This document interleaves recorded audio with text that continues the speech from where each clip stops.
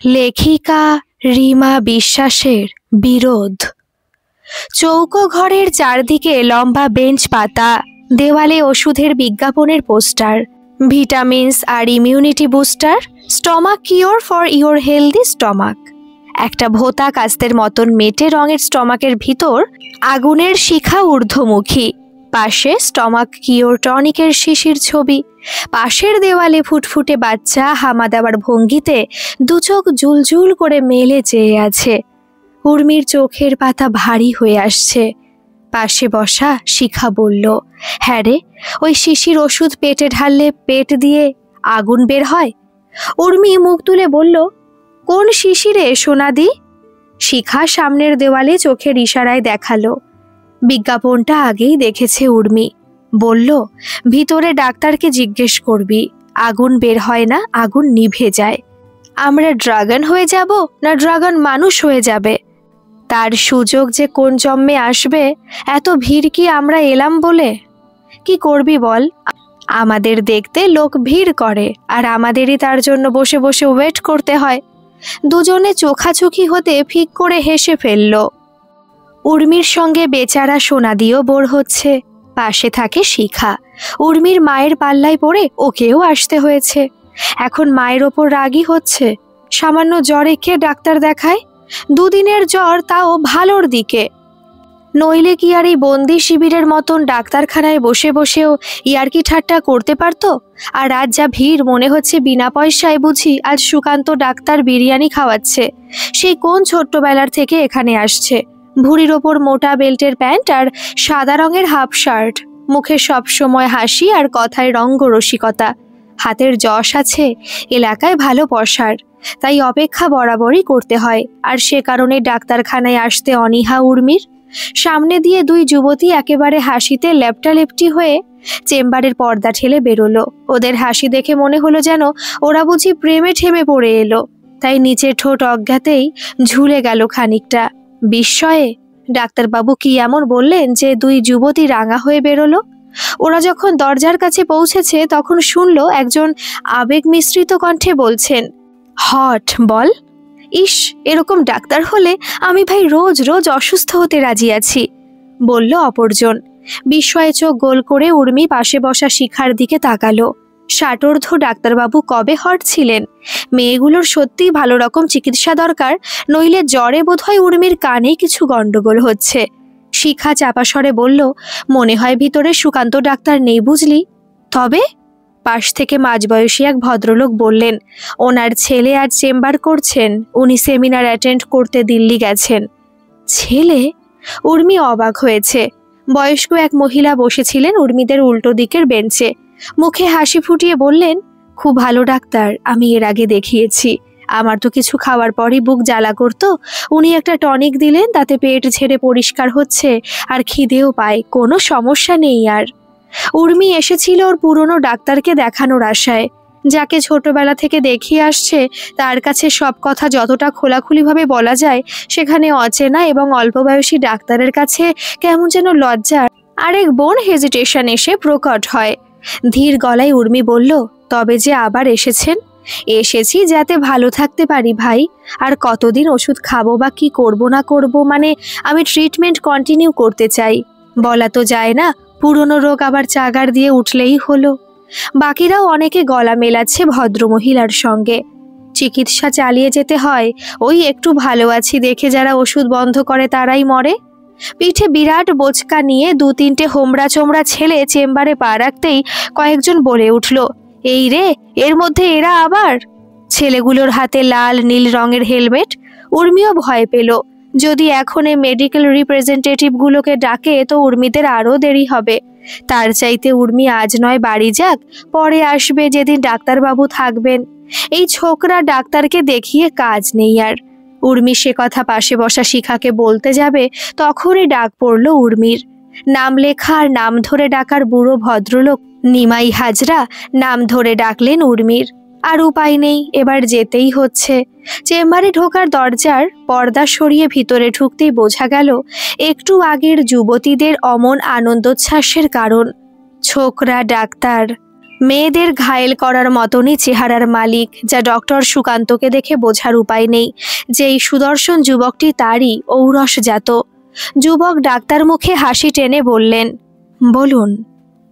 উর্মি বেশ ভ্যাবাচাকা খেলো। চোখের সামনে হলদে আর লাল গোলাপের বাগান। উর্মি ছুটছে ওর হলদে শিফন শাড়ির আঁচল উড়িয়ে। পিছনে এই ডাক্তার তার দুবাহু ছড়িয়ে হাঁটু গেড়ে বসে বলছে, বলুন বলুন বলুন। উর্মি এখন জানে না যে ওর দুগাল লাল হয়ে রয়েছে। ও চেয়ে আছে সামনে বসা ডাক্তারটির দিকে।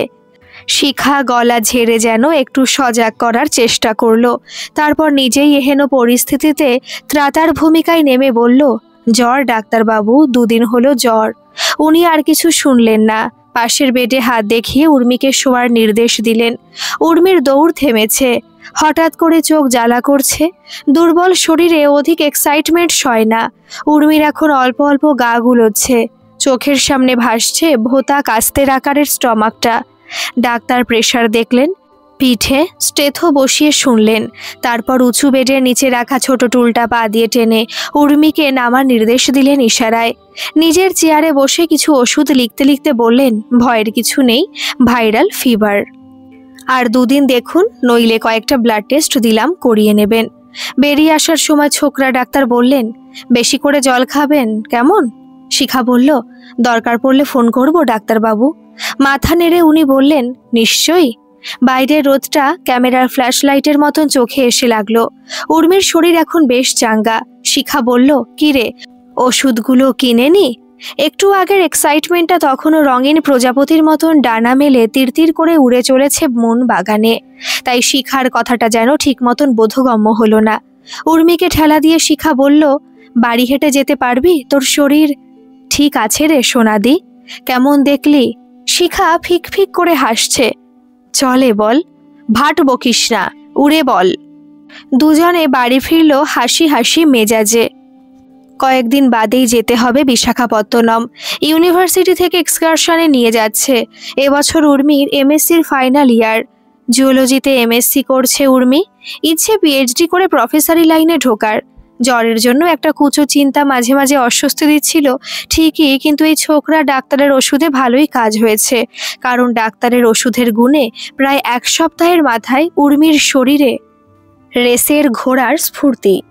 ইউনিভার্সিটির প্রফেসর আর ছাত্রছাত্রীদের নিয়ে একটা বেশ মোটা সোটা টিম উঠল বিচ সংলগ্ন একটা সস্তা গোছের লজে।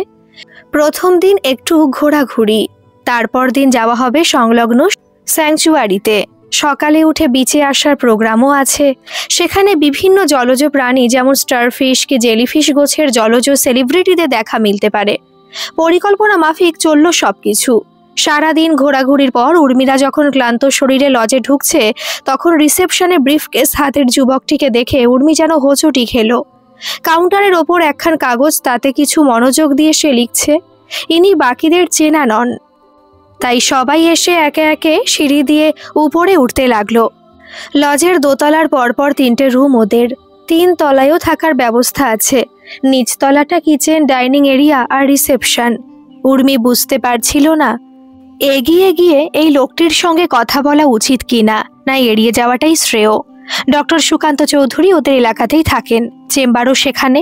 সম্মুখের যুবক ডক্টর সম্রাট চৌধুরীর সঙ্গে তেমন আলাপ বা পরিচয় ছিল না কোনো কালেই।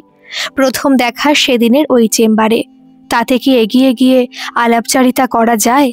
যদিও এখানে একটা চোরা জড়তা যেন বারবার পা টেনে ধরছে। কারণটা কি বয়স? দুজনের বয়সের তফাৎ নেই তেমন, তার উপর একটা দুর্বলতা কেন জানি বারবার দুর্বল করে দিচ্ছে। সিঁড়ির মুখে দাঁড়িয়ে উর্মি একবার পা রাখলো সিঁড়ির ধাপে। তারপর আবার ফিরে তাকালো বাদিকের রিসেপশনের কাউন্টারে। চোখাচোখি হয়ে গেল সঙ্গে সঙ্গে, তাই আর এড়িয়ে যাওয়া গেল না। একটা অপ্রস্তুত হাসি হেসে উর্মি বলল, আপনি এখানে? কি ব্যাপার? সম্রাট কিছু বুঝতে না পারার মতন চেয়ে রইল। উর্মি আরেকটু অপ্রস্তুত হলো। বোঝা যাচ্ছে সম্রাট ওকে চিনতে পারেনি, আর এখন এই যেচে কথা বলাটা বড়ই বোকামি মনে হচ্ছে। কিন্তু কথা বা পরিচয় অসমাপ্ত রেখে তো আর ছুটে পালানো যায় না। তাই আরেকটু ছড়িয়ে হেসে উর্মি বলল, আপনি বোধহয় আমায় চিনতে পারেননি। আমি আমি আমি অ্যাকচুয়ালি। উর্মি কি পরিচয় দেবে? পেশেন্ট? সেটাই বলতে যাচ্ছিল, তার আগে সম্রাট মনে পড়ে যাবার ভঙ্গিতে মাথা নাড়িয়ে বলল, ইয়েস আই রিমেম্বার, আপনি জ্বর নিয়ে এসেছিলেন। এখন ভালো তো? আপনার নামটা উর্মিলা? No, Urmimala, right? একটু হেসে উর্মি বলল, কাছাকাছি গেছেন, তবে একটু সার্জারির দরকার, মানে মালা এগুলোর অ্যাক্টমি করতে হবে। সঙ্গে সঙ্গে সম্রাট প্রশ্ন করল, উর্মি কেমন আছেন? বেশ আছি, কিন্তু আপনি এখানে যে? আর বলেন কেন, একটা সেমিনার অ্যাটেন্ড করতে এসেছিলাম, ইচ্ছে ছিল একটু ঘোরাঘুরি করে ফিরবো, তাই করলাম, কিন্তু হোটেল ছেড়ে যখন ফিরছি তখন দেখি ফ্লাইট ক্যান্সেল হয়ে গেছে। প্লেনের ইঞ্জিনের গড়বড়। নেক্সট ফ্লাইট দিয়েছে কাল বিকেলে। এবার যে হোটেল ছেড়ে দিয়েছি সেখানে আর জায়গা পেলাম না, ওদের সব বুকড। সারাদিন প্রচুর ঘুরে শেষে এই লজের হদিশ মিলল। এখন মনে হচ্ছে আপনার সঙ্গে দেখা হওয়ার ছিল বলেই বুঝি এত ঘোরাঘুরি। তা আপনি এখানে কি ছুটি কাটাতে? দুপাশে মাথা নেড়ে উর্মি বলল, বলতে পারেন একজন ভালো ডাক্তারের সন্ধানে। যাক, তবে ঘটনা চক্রের পেছনে একটা চক্রান্ত আছেই, কি বলেন? দুজনে দুজনের মুখের দিকে নীরবে কয়েক মুহূর্ত চেয়ে একসঙ্গে হেসে ফেলল। সিঁড়ি দিয়ে উঠতে উঠতে আশ্চর্য লাগছিল উর্মির। এটা তো কাকতালীয়ই, যদিও সম্রাটের সঙ্গে আরেকটা সাক্ষাতের আশায় এই এক্সকারশনে আসার আগে কিছু দরকারি কমন মেডিসিন আনার ছুতোয় উর্মি গিয়েছিল ওর চেম্বারে। নিরাশ হয়ে ফিরতে হয়েছে, কারণ সেদিন চেম্বারে ডক্টর সুকান্তই ছিলেন। আর আজ এমন আচমকা সাক্ষাৎ, কি বলে একে? টেলিপ্যাথি তো কখনোই নয়, তবে পিওর কোইন্সিডেন্ট বলা হয়তো একেবারে বেখাপ্পা হবে না। রাতে ডিনারের জন্য ওরা লজের একতলায় ডাইনিং এরিয়ায় এলো। সবাই হই হুল্লোড় করে খেলো। উর্মির চোখ খুঁজছিল ওকে, বারবার চোখ যাচ্ছিল দরজার দিকে। রাতে খেতে আসবে না, তা কি করে সম্ভব? তারপর অপেক্ষা যখন বৃথা হলো, তখন মনে হলো হয়তো রুমে খাবার খেয়ে নিয়েছে বা বেরিয়েছিল বাইরে ডিনার সারতে, কারণ এই লজের খাওয়ার কোয়ালিটি খুবই খারাপ।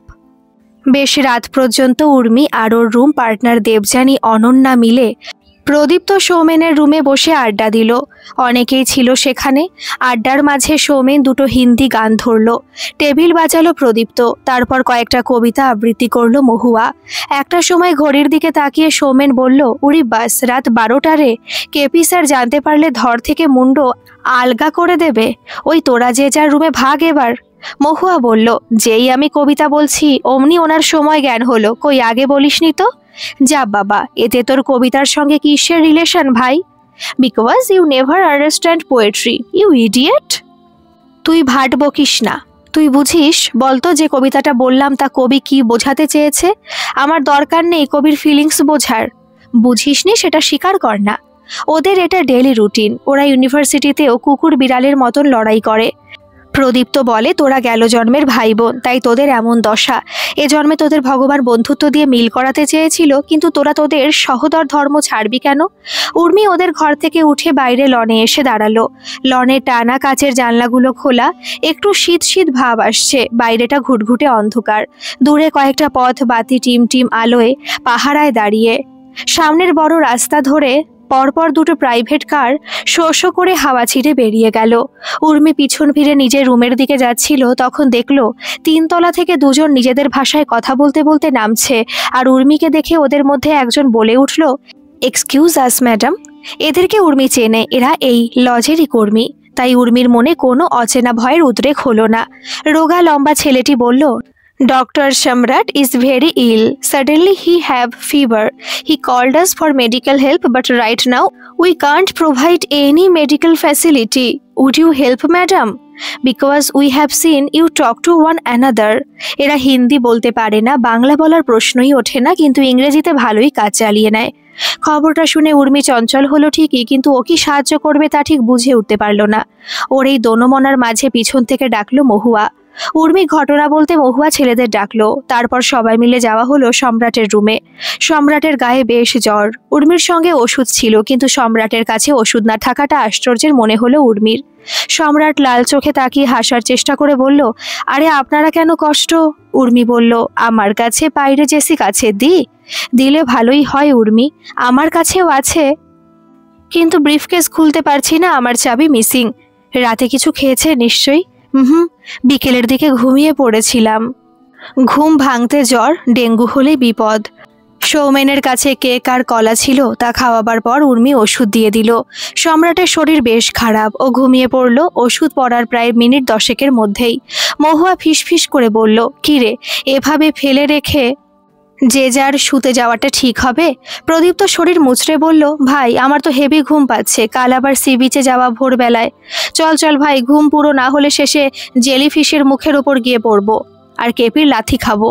ওরা একে একে বেরিয়ে পড়লো। এটা স্বাভাবিকও, জ্বরে কাবু এক ডাক্তার, তাকে এরা খাবার আর ওষুধ দিয়েছে। উনি এখন কিছুটা রিলিফ পেয়ে ঘুমিয়ে পড়েছেন। এখন আর এখানে থাকার কি মানে? তবু কিন্তু উর্মি যেতে পারলো না। কেন যেন মনে হলো ওরা যা পারে তা উর্মি পারে না।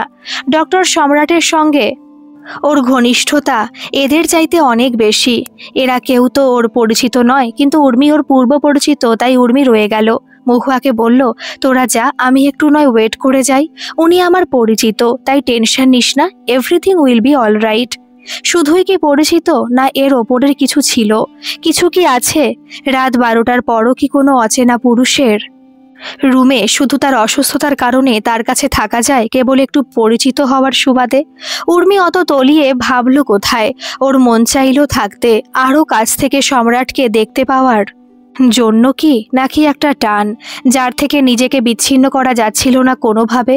একটা রুমাল জলে ভিজিয়ে উর্মি অনেক রাত পর্যন্ত জলপটি করল। জ্বর নামলো ঘণ্টাখানেকের মধ্যে। একটা সময় উর্মি ঘুমিয়ে পড়ল সম্রাটের বিছানায় মাথা রেখে আর মেঝেতে লুটিয়ে বসে।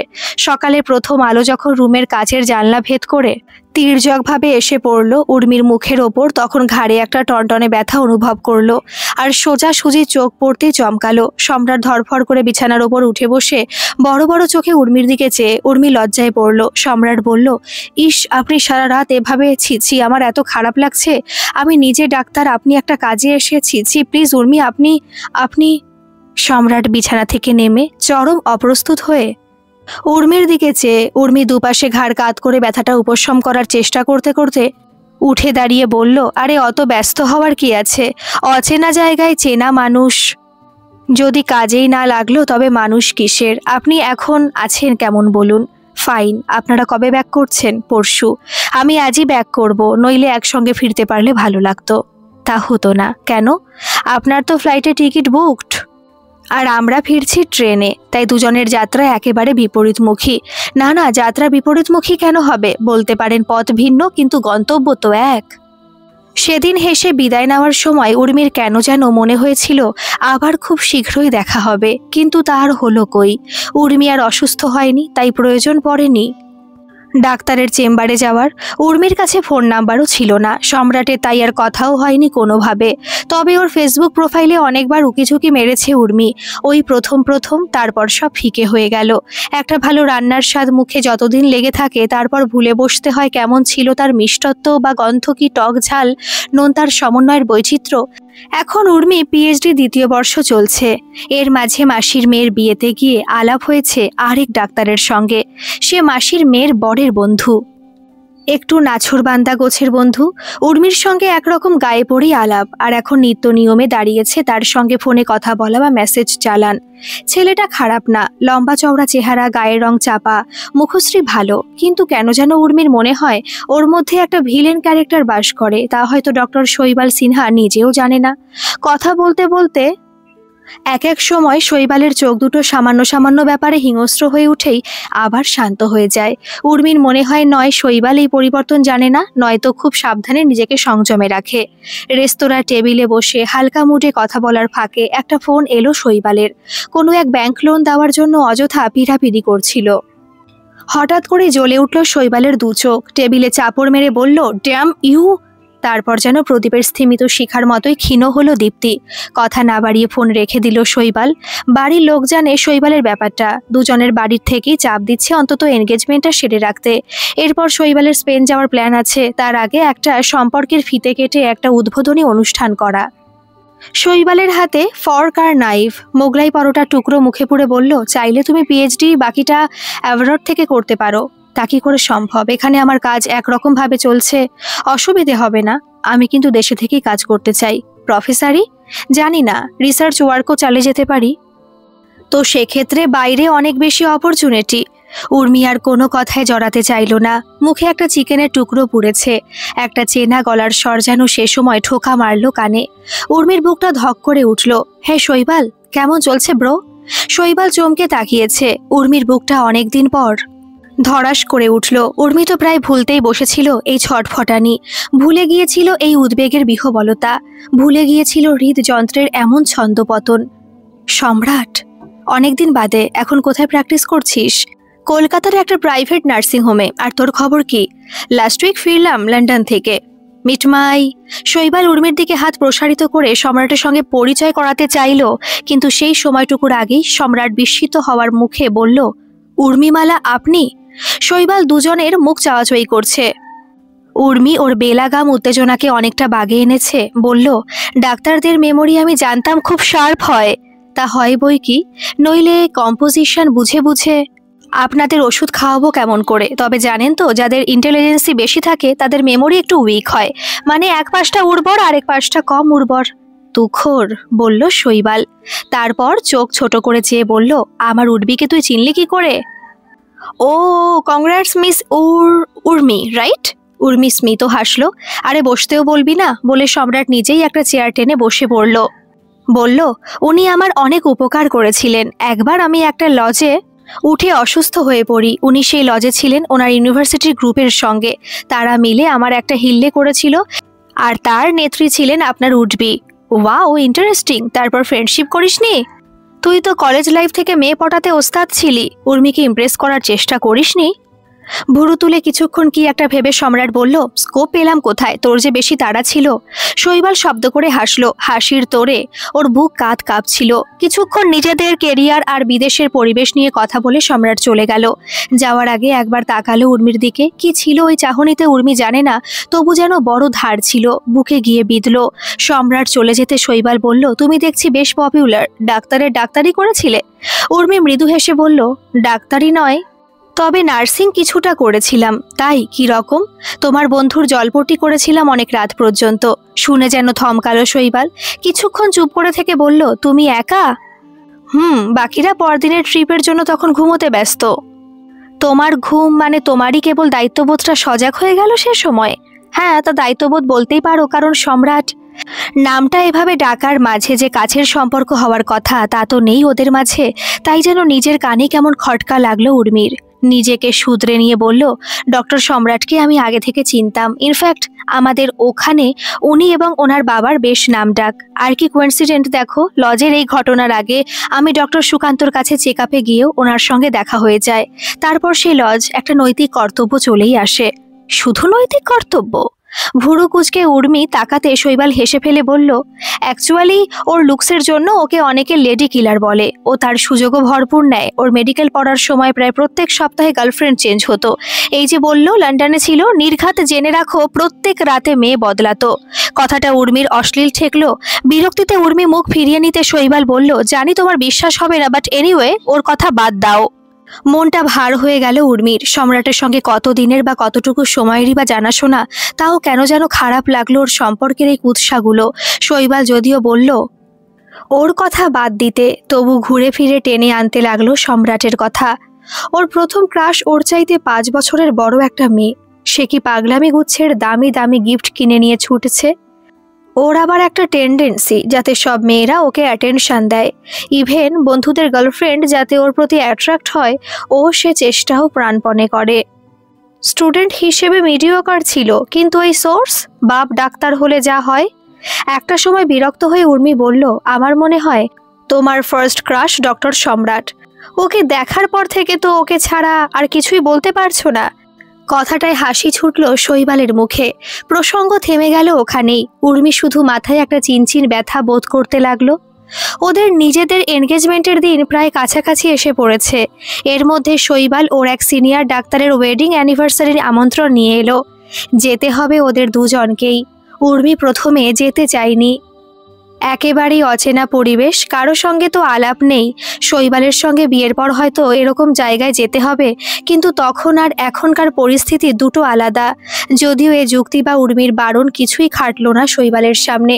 ওর ইচ্ছে ওরা একসঙ্গে যাক। রাতের অনুষ্ঠান, 5 তারা হোটেলে করা হয়েছে সব বন্দোবস্ত। ঢিমে তালে গান চলছে, থোকা থোকা হার্ট শেপড বেলুন ঝুলছে চারিদিকে। গলায় বোঝ ঝোলানো সাদা কালো শার্ট প্যান্টে ওয়েটাররা পরিবেশন করে চলেছে সফট ড্রিঙ্ক, কিছু স্ন্যাক্স।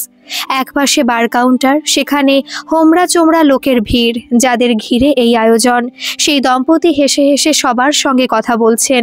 ভদ্রমহিলা একটা জাম রঙের অফ শোল্ডার গাউন পরেছেন, গায়ের রং বেশ চাপা, বাচনভঙ্গি এতটাই সুন্দর যে সবার দৃষ্টি আকর্ষণ করছে। ভদ্রলোক পাশে দাঁড়িয়ে, বেশ সুপুরুষ, তবে মাথায় একটা চাকতির মতন টাক আছে। উর্মি ভদ্রমহিলার সঙ্গে কথা বলছিল। ভদ্রমহিলা বেশ অমায়িক জিজ্ঞেস করলেন, তোমরা কি অ্যাব্রড যাওয়ার প্ল্যানিং করেছো? দুপাশে মাথা নেড়ে উর্মি বলল, না, দেশে থেকেই কাজ করতে চাই। এখন বলছো, কিন্তু জানি না কতদিন কথা বলতে পারবে। এখানে সব বিষয়ে পলিটিক্স। তুমি যদি ভালো কিছু করতে চাও তখনই তোমার পিছনে লাগবে। এই যেমন ধরো তোমার রিসার্চ পেপার, যদি এমন কিছু হয় যা অনেক কিছু বদলে দিতে পারে, রেভলিউশনারি কিছু, তখন কিন্তু ওরা চেপে দেবে সেগুলো। কিন্তু বাইরে কি তা করবে না? বাইরে দেশের ছেলে মেয়ের নামটা চেপে দিতে চাইবে না? মানে ওরাও তখন নিশ্চয়ই চাইবে যা কিছু রেভলিউশনারি বা ইনোভেটিভ সেটা নিজের দেশের নামে হোক। হ্যাঁ, কিন্তু ওখানে আরও অনেক কান্ট্রির কোলাবোরেশন। কথার মাঝেই একটা হই হই শুনে ওরা দুজনে চমকালো। বার কাউন্টারের সামনে গলা চড়িয়ে চেঁচাচ্ছে শৈবাল। সামনে 2 পকেটে হাত দিয়ে দাঁড়িয়ে সম্রাট। শৈবাল ওকে ধাক্কা দিয়ে বলল, ইউ সোয়াইন, তোর উর্মির ওপর এত কিসের ইন্টারেস্ট রে? সম্রাট কোনো কথা না বলে পিছন ফিরে চলে আসছিল, আর তখনই চোখাচোখি হলো উর্মির সঙ্গে। ও মাথা নামিয়ে চলে যাচ্ছিল। শৈবালের পিঠে আছড়ে পড়ে কলা টেনে ধরল। শৈবালের কণ্ঠস্বর জড়ানো, পা টলছে। বোঝা যাচ্ছে ও যথেষ্ট ড্রিঙ্ক করে ফেলেছে। এর মধ্যে জড়ানো গলায় বলছে, বল, সেদিন রাতে কি কি করেছিলি? তুই কি ভাবলি আমি টের পাবো না? আর তুমি আমার আগেই সবকিছু। সম্রাট কোনো কথা না বলে সজোরে একটা ঘুষি মারল শৈবালের নাকে। টমেটো ফাটার মতো প্যাত করে ওর নাক দিয়ে রক্ত বেরিয়ে এলো। সবাই হই হই করে উঠেছে। সম্রাট কোনো দিকে না তাকিয়ে একই রকম ভাবে 2 পকেটে হাত রেখে বেরিয়ে গেল। ব্যাপারটা উর্মি ঠিক মতন বোঝেনি তখনও, শুধু দাঁড়িয়ে রইল হতবাক দৃষ্টিতে। পরে সেদিনের ভদ্রমহিলা মিসেস জোনাকি ঘোষ ফোন করে ওনার অনুষ্ঠানে এমন বিশ্রী ঘটনা ঘটার জন্য তিনি লজ্জিত হয়েছেন এ কথা জানানোর সঙ্গে সঙ্গে বললেন সেদিনের বাগবিতণ্ডার বিবরণ। শৈবালের সঙ্গে দেখা হতে সম্রাট নাকি জিজ্ঞেস করেছিল, কি রে, কবে বিয়ে করছিস? আর উর্মির খবর কি, ভালো আছে? এসেছে নাকি আজ? ব্যাস এইটুকুতেই নাকি ফেটে পড়েছে শৈবাল। এর আগে থেকেও প্রচুর মদ খেয়ে বসেছিল। তাছাড়া ওর স্বভাব একটু উগ্র। মেডিকেল পড়ার সময় থেকে সম্রাটের সঙ্গে ওর প্রতিদ্বন্দ্বিতা। চেষ্টা করেও সম্রাটকে বিট করতে পারেনি শৈবাল। সেজন্য মনে মনে একটা বিরাগ ছিলই। সব মিলেমিশে একটা ভিসুভিয়াস সৃষ্টি হয়েছিল। সব শুনে উর্মি একটা দীর্ঘশ্বাস ফেলেছে। সেদিনের পর থেকে শৈবাল অজস্রবার ফোন করে ক্ষমা চেয়েছে উর্মির কাছে। উর্মি ঠান্ডা গলায় বলেছে, বেশ তো, ক্ষমা করলাম, কিন্তু আমাদের দুজনের রুচির বড় ফারাক। তাই দ্বিতীয় দিন আর তোমার কোনো কথাই শ্রদ্ধার সঙ্গে শুনতে পারবো না। প্লিজ আর ফোন করো না। কিন্তু আমি সেদিন জ্ঞানে ছিলাম না। মাথাটা কেমন উর্মি? যদি বলি আমি শুধু সম্রাট নয়, এরকম আরও অনেক ছেলেকে রাত জেগে মাথায় জলপট্টি দিয়েছি, তখন কি কি কল্পনা করবে? তোমার মতন লোকেরা মেয়েদের নিয়ে খালি নোংরা চিন্তা করতেই জানে। আজ সম্রাটকে নিয়ে ভাবছো, কাল হয়তো আমার কলেজের বন্ধু বা আমার কোনো নিকট আত্মীয়কে নিয়ে এসব ভাববে। শৈবাল, ইউ নিড কাউন্সিলিং। আমায় ক্ষমা করো, আমি নার্সিং ভালো পারলেও কাউন্সিলিংটা পারি না। ঘটনাটা ভাবলে হয়তো সামান্য, আবার তলিয়ে দেখলে যেন একটা অন্ধকার খাদ আছে এর পিছনে। ছোট ঘটনাকে সবাই কত রঙিন করে দেখছে, কত রসের গল্প ভেসে আসছে এক এক সময়। ইয়াং মেয়ে এক্সকারশনে গিয়ে কি না কি সে করে এসেছে, তার জন্য বিয়ে ভেঙে গেল। উর্মির বুকের ভিতরটা ব্যথায় গুড়িয়ে যায়। মনে হয় জগৎটা একপাশে প্রশস্ত হলেও সংকীর্ণতা যেন চেপে চেপে ধরছে। এর থেকে রেহাই নেই। লোকে খারাপের গন্ধ পেলে সেটাকে খুঁচিয়ে চারিদিকে দুর্গন্ধ ছড়াতে ভালোবাসে। তা মিথ্যে হলেও তাতে সত্যের রং ঢেলে বিড়ালকে চিতাবাঘ করতে চায়, কিন্তু কখনোই চিতাবাঘের আড়ালের বিড়ালটাকে টেনে বের করে দেখায় না। হয়তো তা দেখার দর্শক থাকে না বলেই তার প্রয়াস করে না। নিজেকে তবু সামলে নিল উর্মি। জীবনের এই দিকগুলো বোধহয় কম্পালসারি সাবজেক্টের মতন। এতে মন মস্তিষ্ক মজবুতি পায়। এটিএমের বাইরে দাঁড়িয়ে উর্মি রোদ আর গরম থেকে বাঁচতে মাথায় ওড়না মুড়িয়ে নিয়েছে, চোখে রোদ চশমা। এটিএমে ঢুকতে যাবে তখনই এটিএম থেকে বেরিয়ে আসা মানুষটার দিকে চেয়ে উর্মি চমকালো। সম্রাটও চমকেছে। ও কিছু না বলেই চলে যাচ্ছিল, কিন্তু কি খেয়ালে আবার ঘুরে তাকিয়ে বলল হায়। উর্মি চিলতে হেসে বলল হায়। কিছুটা অপ্রস্তুতিতে সম্রাট বলল, সেদিনের ইনসিডেন্টের জন্য আই এম সরি। আসলে শৈবলটা একটা বোকার মতন। থাক না, আমার খুব গিল্ট ফিল হয় জানেন। কেন, আপনি কি করেছেন? না, আমাকে নিয়েই তো পুরো ব্যাপারটা। ভুলে যান, একদিকে তো ভালোই হলো, এর জেরে সন্দেহপ্রবণ লোকজনদের চেনা যাবে। সম্রাট হাসলো, মাথা নিচু করে কিছুক্ষণ চুপ করে থেকে বলল, আই মিন আপনার কোনো দরকার হলে আমায় যে কোনো সময় কল করতে পারেন। I will be happy to help you. Thanks, আপনার কথাটা মনে থাকবে। উর্মি এটিএমে দরজা ঠেলে ভিতরে ঢুকে গেল। কিছুক্ষণের জন্য মাথাটাই ঘুরে গেল। এটিএম এর পিনটাই মনে পড়ছিল না। একটু বাদে কাজ সেরে বাইরে আসতে চমকালো উর্মি। সম্রাট তখনও দাঁড়িয়ে। ওকে দেখে বলল, আপনাকে বাড়ি পর্যন্ত ড্রপ করে দিতে পারি। হেসে উর্মি বলল, বাড়ি তো এই সামনেই, হাঁটা পথ। গন্তব্য এক, কিন্তু পথও কি আলাদা হবে উর্মি? উর্মির বুকের ভিতরটা ধক করে উঠল। সম্রাট এগিয়ে এসে বলল, আমরা চাইলে, আই মিন তুমি চাইলে। কি যে হলো উর্মির, মনে হলো ওই অপবাদটা যেন বাধ্য করছে এই মানুষটার হাত ধরতে। সম্রাট যেন নেহাত দায়ে পড়ে। আর কোথাও না কোথাও ফুটে উঠল শৈবালের রুক্ষ হাসি, ওর হিংস্র চোখ জোড়া, যেন বলছে ভুল বলিনি। তবে আশেপাশে সবাই চেঁচাচ্ছে, ছিল ছিল, কিছু তো ছিল। চারিপাশের হর্ষ উল্লাসে নিনাদিত হচ্ছে উর্মির পরাজয়। উর্মির বুকের ভিতরটা হাহা করে উঠল। না না, উর্মি বাধ্য নয়, বাধ্য করতেও পারবে না কাউকে ওর হাত ধরার জন্য। উর্মির ভিতরের সত্তাটা বড্ড বেশি রিজু হয়ে যেন মেরুদণ্ডে খোঁচা দিতে লাগলো। খুব ধীরে উর্মি বলল, না। সম্রাট মাথা নামিয়ে সরে দাঁড়ালো। উর্মি ওর পাশ দিয়ে ওকে পার করে এলো। বুকের ভিতর চলছে নিজের সঙ্গে বোঝা পড়ার লড়াই। একটা চাপা কষ্ট হচ্ছে খুব। রাস্তা পার করে লম্বা লম্বা পা ফেলে হাঁটতে হাঁটতে পিছন ফিরে উর্মি তাকালো একবার। ওই ফুটে সম্রাট তখনও দাঁড়িয়ে আছে ওখানেই, মাথা নিচু করে কি ভাবছে কে জানে। উর্মির মন চাইল ছুটে যেতে, কিছু বলতে, কিন্তু পারল কি? না, শরীর এমন ভারী হয়ে এলো যে পাটাই আর সরল না। গল্পটি কেমন লাগলো অবশ্যই কমেন্ট করে জানাবেন, আর ভালো লাগলে একটা সাবস্ক্রাইব করে আমার পাশে থাকবেন। ধন্যবাদ।